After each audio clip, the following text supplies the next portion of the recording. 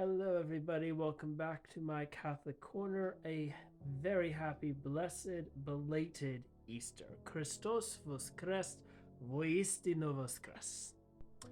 Anyway, here's part 2 of my Doctors of the Church 10 fun facts. We are going with St. Catherine of Siena. Now, St. Catherine of Siena, before I begin the list, is interesting because not only is she a doctor of the church, she is also a mystic within the church. And mystics kind of have this loose definition of basically they saw visions. And not just that they saw things that other people couldn't see, but these were verified visions. It is really interesting to see the people that the church has verified as actual mystics. And if you want to know more about that, well, you know the drill. Leave it in the comments. Anyway, without further ado, here is number 1 fact. She was born March 25th of 1347 and then died April 29th, 1380.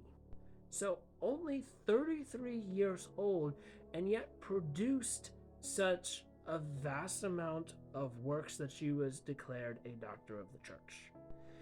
Fact number 2, she was the 23rd. Yes, you heard me right. 23rd child. God bless her mother. Of her parents. Now, obviously, a lot of her siblings, unfortunately, did not survive. But at 6 years old, St. Catherine beholds a vision of Christ, her first verified vision. She saw Christ arrayed in priestly robes above the church of St. Dominic. And at the age of 7, she makes privately a vow of virginity because her parents did not want her becoming too religious. However, fact number 3, against her parents' wishes, she joins an order known as the Mantellate.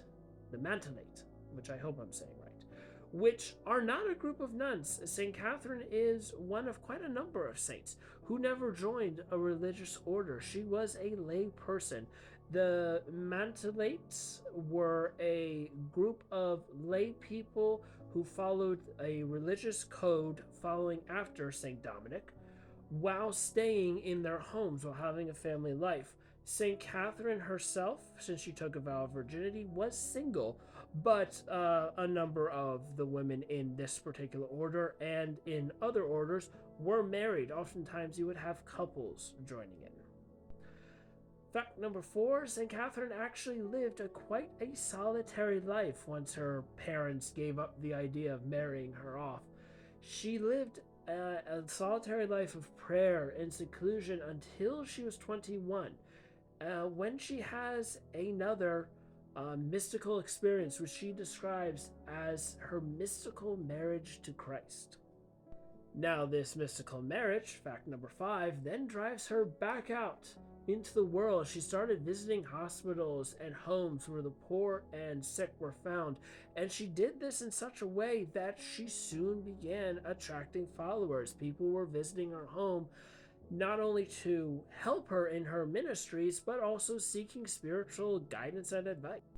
During this time, she learned to read from her fellows in the Mantellates, but it was around this time that she began to teach herself and learn how to write. And fact number 6, she is credited with composing over 400 letters, her dialogue, which is her definitive work and contains a list of her prayers. These works were so influential that it is her dialogue that gained her the title of Doctor of the Church. Fact number 7, she was instrumental. In fact, she was the key instrument that is credited in ending the Avignon papacy, where Pope Gregory XI lived in Avignon, France, instead of in Rome, Italy. You can actually read her critical, sometimes scathing letters to Pope Gregory at the online Dominican Friars Central Archives. They're there, free for you to read. Fact number 8, she was also very instrumental in ending several feuds in her relatively short life. Remember, she only lived to age 33. But she ended feuds between many Italian city-states and prominent families. Italy at this time was not a solid country. It was divided into dozens of different factions and families, sometimes just single towns fighting against each other. But since so many people were coming to her and she was gaining prominence, she was sought out to end many of these feuds, which she was successful in.